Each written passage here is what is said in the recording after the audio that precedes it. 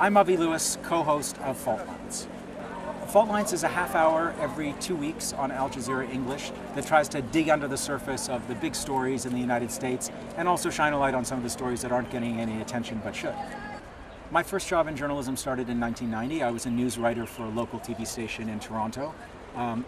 In those days, I considered myself a content editor, making sure that no content got to air, because basically I was writing 20-second voiceovers to cover the entire world news of the day for a local station. So it was kind of a lesson in the limits of TV journalism at the local level.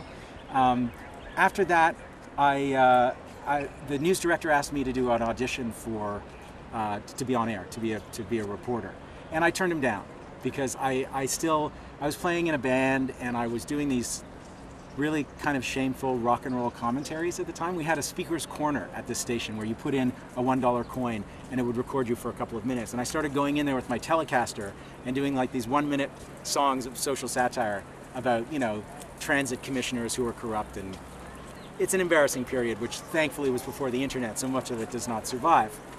But I was treasuring my role as a free spirit editorially, and I didn't want to sort of trade that in. How you doing?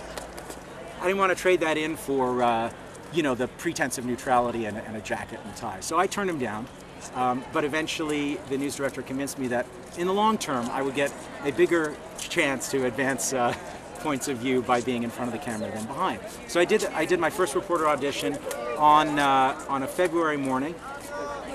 It was minus 25 degrees, and the story was ice sculpting at City Hall. And I remember that I interviewed a city councillor about this ice sculpting competition, and I think he was about 7 feet tall, and I just remember standing in the cold, looking up at this guy for what felt like forever, getting a crick in my neck.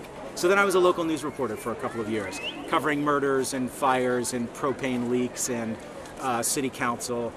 And in the same network where the local news station was, they also had Canada's music network. And I had been watching this great music show called The New Music since I was a kid, which was the world's first long-format music journalism show. It started in 1979, and I'd always wanted to work on that show.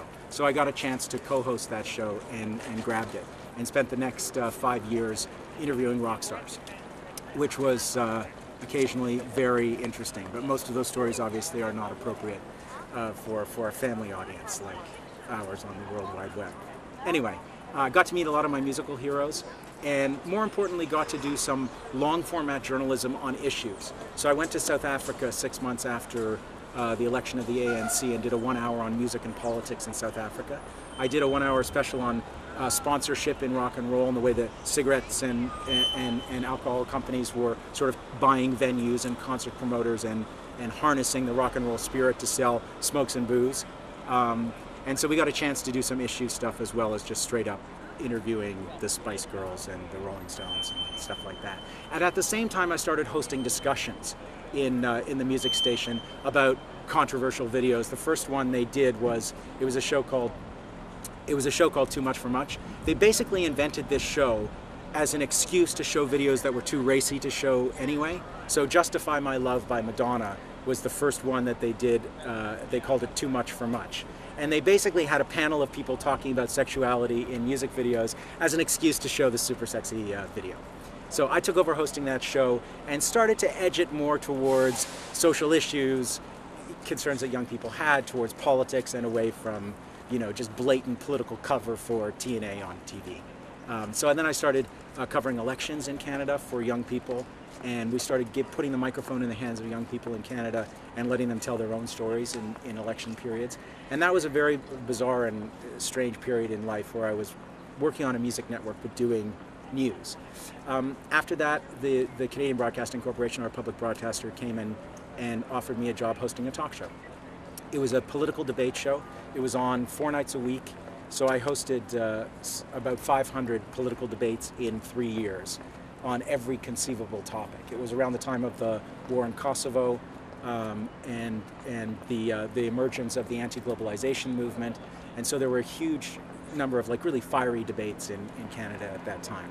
And after 3 years of talking relentlessly, arguing about politics, which I was pretty much trained to do as a child coming from a political family, I just got burnt on the daily live stress of it all. So I took off and spent the next 3 years directing a featured documentary called The Take, about worker-controlled factories in Argentina. After the economic crisis, there was a wave of worker takeovers where people who had been fired or displaced by the economic crisis just seized the reins of their own destiny, went back into their workplaces, and paid themselves all of their unpaid wages and all of the things that they'd lost. They paid themselves back by running their own workplaces democratically, which is an extraordinary phenomenon, which now in the context of this economic crisis 5 years later is exploding again around the world, not just in Argentina, but we've seen worker takeovers all over. So that was an unintentionally prescient work.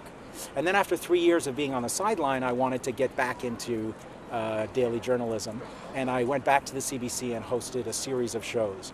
One was called The Big Picture, where we hosted large town hall discussions where we'd show a documentary to a crowd of a couple hundred people and then have a big free-form discussion about the issues that came out of it. Then I did a short run of a show called On the Map, which was an international news analysis show, a daily half-hour show. And then when that show didn't go ahead, I got a call from Jazeera English, and last year raced around the United States for 32 weeks doing Inside USA. And then Fault Lines just emerged from that. I feel like around the world there's a huge amount of fascination with Obama personally and with this new era in the United States. And yet we rely so much around the world on American coverage of that, which is parochial and it takes place within a very claustrophobic box of American discourse. And there's so much about this country which is contrary to our stereotypes about it.